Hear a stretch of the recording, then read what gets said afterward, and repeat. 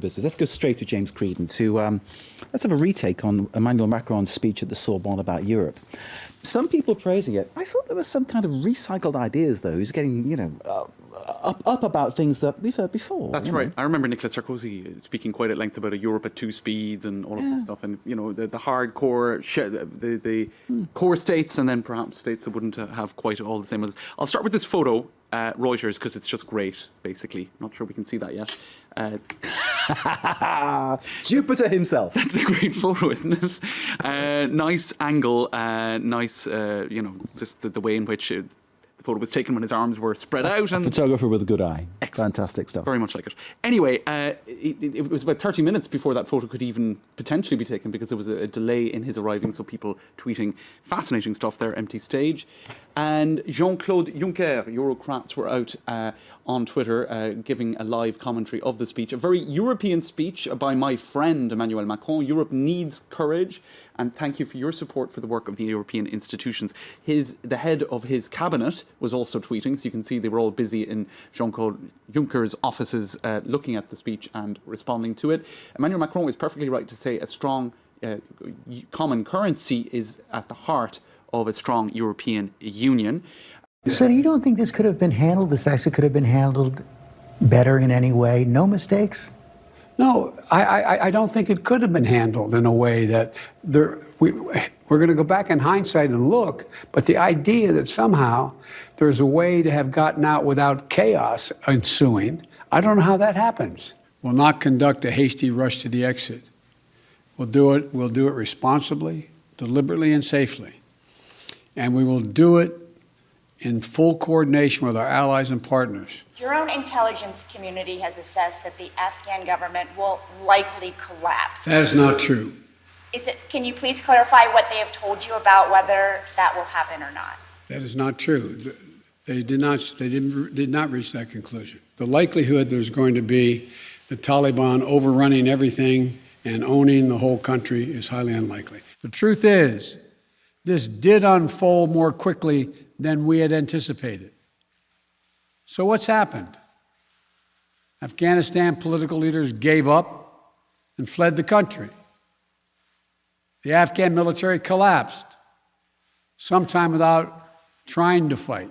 Народные республики Донбасса обратились к России с просьбой о помощи. В связи с этим, в соответствии со статьей 51 части 7 Устава ООН, санкции Совета Федерации России и во исполнение ратифицированных Федеральным собранием 22 февраля сего года договоров о дружбе и взаимопомощи с Донецкой Народной Республикой и Луганской Народной Республикой, мною принято решение о проведении специальной военной операции. Ее цель – защита людей, которые на протяжении 8 лет подвергаются издевательствам, геноциду со стороны киевского режима. И для этого мы будем стремиться к демилитаризации и денацификации Украины, а также преданию суду тех, кто совершил многочисленные кровавые преступления против мирных жителей, в том числе и граждан Российской Федерации. Для України, для нашого народу. Пані та панове сенатори, пані та панове депутати, обранці Парижу, французькі народи. Вдячен за честь звернутися до вас сьогодні. Я впевнений, що ви добре знаєте, що відбувається в Україні. Ви знаєте. And now I'll give the floor to Miss Angelina Jolie. You have the floor, madam.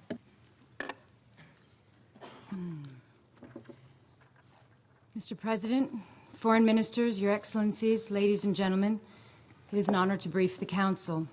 I thank His Excellency, the Foreign Minister of Jordan, the High Commissioner for Refugees, my colleagues from OCHA and the World Food Programme. Since the Syria conflict began in 2011, I have made 11 visits to Syrian refugees in Iraq, Jordan, Lebanon, Turkey, and Malta. I wish that some of the Syrians I have met could be here today.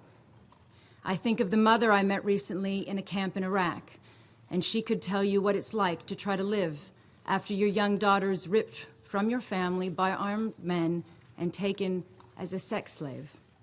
I greet the particular churches of the Global South, gathered at the Amazonian Museum of Belém, joining the prophetic voice of my brother cardinals who have taken part in COP30, telling the world with words and gestures that the Amazon region remains a living symbol of creation with an urgent need for care.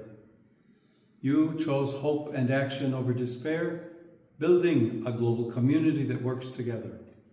This has delivered progress, but not enough.